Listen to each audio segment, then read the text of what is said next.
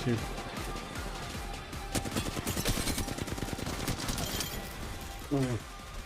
Welcome back everyone. What you're about to look at is a game submitted to me by a viewer, where I explain how playing safe can lead to problems in your awareness, and how learning to use awareness to your advantage can lead to being a lot more effective in getting more kills in your fights.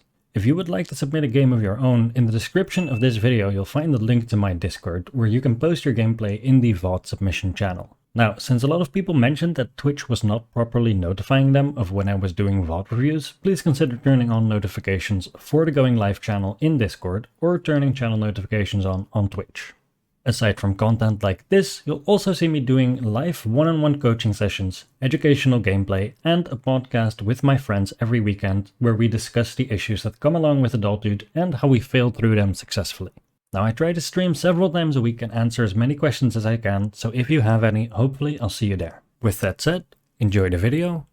Peace. Okay, so first of all, I completely agree that when there's people out there walking out into the open and taking a fight here is a terrible idea, right? So I think we can all agree that that you shouldn't do.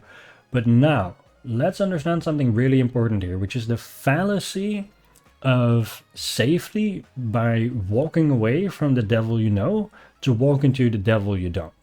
Right? So first of all, right now we know exactly where these enemies are, and we know what we shouldn't do. We shouldn't fight here. You guys are already giving a lot of great ideas of what you can do.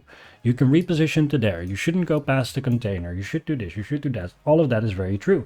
Why do we know that those are good plays? Because we know where the enemies are, right? That's really massive.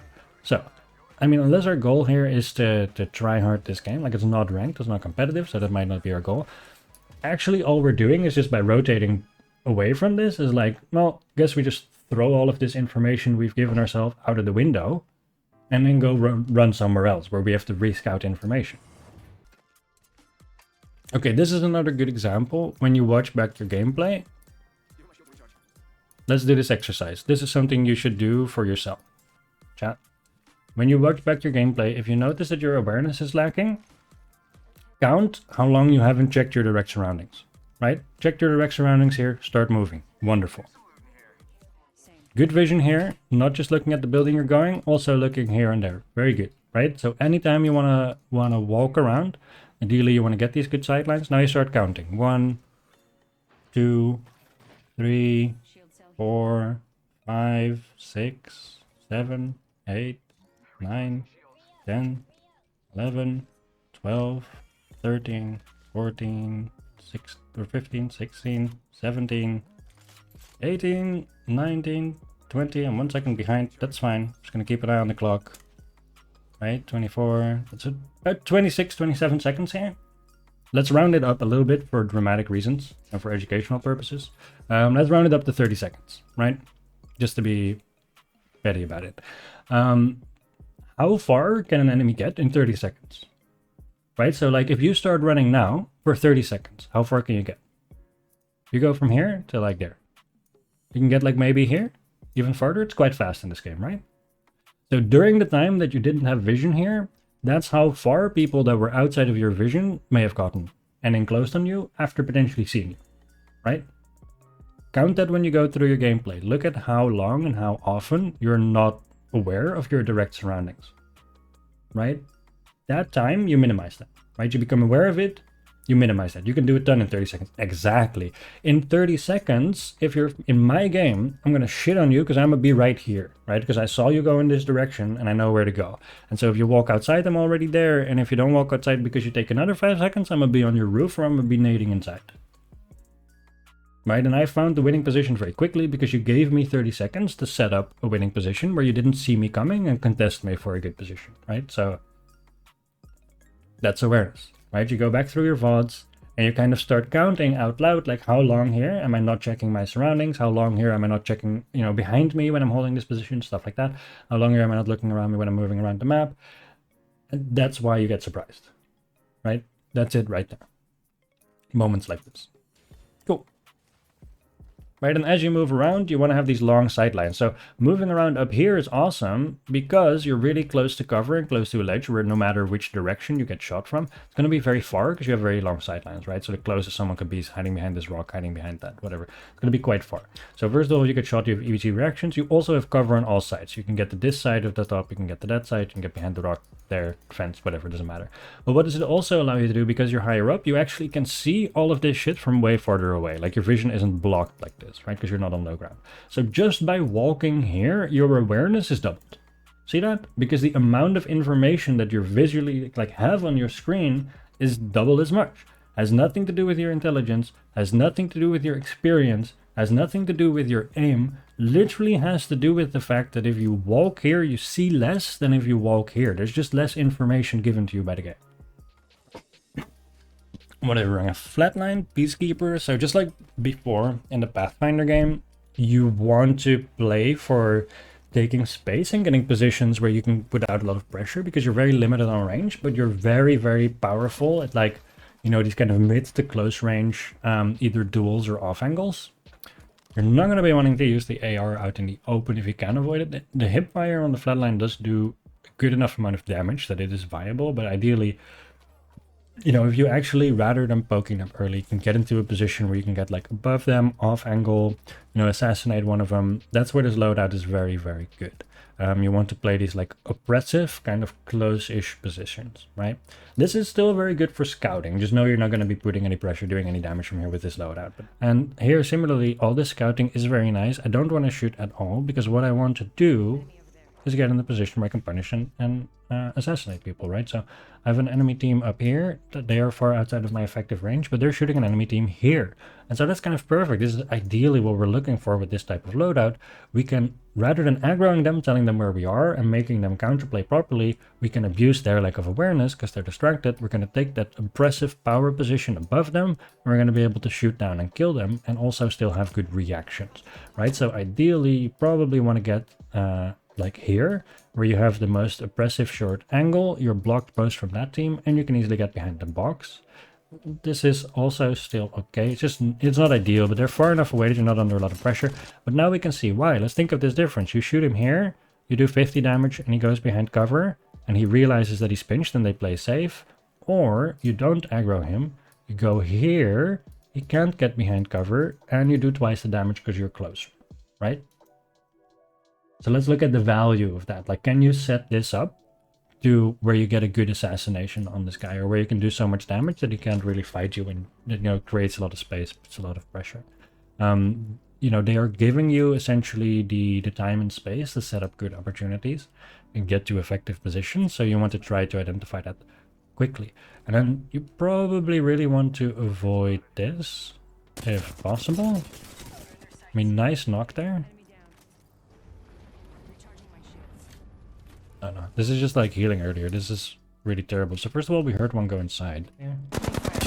So ideally we would have already been here, and then by the time he starts moving, we're ready to follow up. Right, so we have these angles, and we can immediately also continue to gain angles on him and upkeep the pressure. We also are actually closer to cover in a way. Breaking line of sight from here is actually easier than from here, because these are really long angles. Right, and so stepping back doesn't break line of sight, just covers you partially. And here, because you're so far above him, you can actually break line of sight. You can just drop behind the fence if you have to. That would have been very nice. We force him off. I think that's a decoy you hear on the left. Going to this makes a lot of sense. Anchoring this box makes a lot of sense. You can get angles from here, and then if you get pushed, you can go back here. Kind of anchor that position. If they give all of this up, you either want to go, if they're below, just like with the box earlier, if they're below, you want to go really far up on the edge, pretty much as far as you can. So you can also put the maximum pressure, be oppressive, and step back if you need to break line of sight. But if they're farther, then doing that is bad, right? Because all you're doing is exposing yourself. Something to be really mindful of when we hear someone go inside is, I don't want to be shot from here at the balcony. So be careful when you're looking down, that you're aware of where people are going to get angles on you, right? Because you're just going to be out in the open in a terrible spot. And you probably want to prevent that if you can. Okay, so this is a good beam. And then just like before, the awesome thing with a knock is this is going to take some time to reset, as long as you get to a heal off here. So as long as you get to a safe position to heal, as effectively and quickly as possible. So that's going to be back behind the box, reset, and then with your full health, continue to put pressure, right? So that's the order of things. So we have essentially step number 1 is we get the knock. Then step number 2 is going to be reset the health as effectively as possible. And then step number 3 is going to re-put pressure, right? You go back and re-put pressure. Right, so that's going to be the order of things, to be effective and quick about this and essentially not lose your advantage here that you've worked so hard for. Don't want this, because anyone that hits you now, they're going to create like an opportunity to turn this back around, right? You can absolutely break line of sight earlier by dropping on the fence too. It does put you on low ground, it's not bad. You could also try to aggressively spray the balcony or climb up here, but a lot of chance that you will get shot. Personally, wouldn't have done that without being able to heal first, just because you didn't have armor. But all of those are pretty reasonable positions to play here, which puts you in kind of a good kind of way for the next enemies. Yeah, that sucks. That's what we really wanted to avoid, ideally, right? We want to have eyes on where they come from. So we rotate all the way around and get a full reset. That is good. Top 3, walking into zone. Hold on, let's go back here and reiterate a topic from before. Okay, chat, let's do this again. Let's make sure that all of you learn this today, because this is a topic that like nobody knows how to teach, and I really want you guys to learn this. Okay, here you start healing, right, and you're gonna back out. Makes sense. You hear where a couple of the people are fighting, so it gives you some reasonable information on where you were. Like we knew where they were too, right? So they're kind of far. That is nice. Now let's start counting how long we don't get any info on where the other teams are, right? So this is 7:58. So anything above 8 minutes plus 2 seconds, right? This is why generally you see that rather than healing here, we go to high ground first and we heal there. It is not just so that if people show up, you kind of have that audio or visual awareness before they show up. It's also that rather than being back here, we can be here or there, and we can see the wide map, right? And we can actually get a proper read on where people are. Like even just here, you cannot see over the edge. Like if you're just a couple steps forward, you can literally see if people are coming, right? Like from where you knew that they were. You can see if people are coming across the bridge your way. You can see if people are chasing there your way. Massive. That's awareness. If you're sitting here, you can't, right? So look at what your vision is. Like there's this position, the part of why this position is so good is because it gives you the opportunity to see the entirety of the map, figure out where people are, and then that informs your plays, right? That's going to allow you to be like, okay, there's 3 teams. I see that one is like on the market. I see that 2 are fighting there. Well, that's going to tell me how I win this game, right? Like how I move up. And if instead of doing that, we kind of stay safe on the background here, we go down here, and then we go here, and then we go here, which is what we end up seeing happening, we actually don't get any info at all. You guys seeing that? Like during this entire rotate, we get 0 info aside from the gunshots. 0. When we're sitting on top of fucking construction building. Right? So be very, very critical with yourself if you do this. Because this is why I end up talking to my coaches about like safe positioning versus good positioning. Like good positioning has value. Value comes with risk, right? Like if you want to kill someone, you need to step into the line of sight of bullets. That's just the way it is. But there's value there. If you step back farther behind the wall, you feel safe, but you have no info. You have no control. You have no value. You have no chances, right? And so by the time that you're forced to react, you already have to just make do best you can, right? And so, you know, safe positions that make you feel safe, but rob you of awareness or of opportunity to do things that don't have any risk or feel like they don't have any risk, are generally actually really bad positions. Good positions are the ones where sure there's some risk, but it's a reasonable risk. The potential value or the advantages kind of outweigh the fact that you're looking into bullets, plus you generally have enough health that you can do so, right? Which is also why we want to heal early. So let's put this back on 2 times speed so we can just, but you can see like no vision, no vision, no vision, no info, no vision. It's been almost a minute, right? No vision, rotating through. I haven't cleared most of this. they've looked somewhat in this direction, so I do want to be fair there. Like this is not completely blind, right? And they heard that people were more to the right, so this is not suicidal in any way. But do definitely look at like even here, right? Imagine going over the roof instead of going through the building. From this roof, just that split second, because I would always go over the roof here. When I come from here, you'll notice I always climb up the roof first. Why? I can see the entirety of this side of fragment, figure out where everybody is before I actually either move off this building or people push me, right? Like this, you want as early as possible. The earlier you get this, and then you go in the building and loot, the less vulnerable you are and the less you get surprised, right? So that when you move around the map, you do all of this first. You move around across high ground, you move around across these like really long angles where you can see the map, and then you go loot below you because you know it's safe. So that's good. So we have a fight in market here between the last two teams. We saw that bang running across, and I'm pretty sure we hear them shooting each other. If they are holding you out there looking, or there's no knocks, so you don't want to engage yet on that, it makes sense to kind of wait where you are. I don't think I would necessarily invest nades in that, although it's not too bad here. But part of the reason that I'm mentioning that is that if there's not a reason to, so if you're not either waiting for knocks and they're not holding you out, then you don't want to aggro them here, just like before, right? Like rather than aggroing them here, what you want to do is you want to look at the situation and be like, what are the really strong, oppressive, powerful positions, especially with flatline PK? Like, can I get this angle and put a lot of pressure on one? Can I get this angle while they're fighting? Something like that, right? And seeing that and kind of setting that up at the start of the fight so that you're in that position at the right time, that's going to lead to you winning the fight, right? Because a lot of the time, if you start shooting, like there's already not a lot of opportunity anymore to reposition. And so anytime that they're giving you that opportunity, that there's not a lot of pressure on you and you have info like this, you can use that to get like a really powerful position from which you know you're going to knock someone, or you know you're going to put out a lot of pressure, especially on Wraith where you can knock out. That's, where you can get a knock and queue out if you've taken too much damage. It's going to be very, very useful. Because yeah, this is going to be kind of difficult to do that much damage here with the flatline. Okay, so we do port in here. This walking up here would have been free if we didn't aggro them, but to be fair, completely fine to invest port there. So, you know, we actually do get a push here. Why are we rotating through? Why are we going through to the other side? Let's go this way. Okay.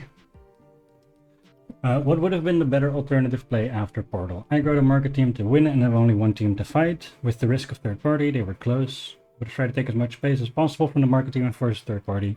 Like deal damage and let the third party clean up while you get full health. Risk third party, being so afraid of the 3P that you end up getting almost killed by zones, guaranteed death anyway. But doing anything guarantees you lose first, so you have to take that gamble. Okay. You can actually completely right the edge of safety. You don't have to do anything so dramatic.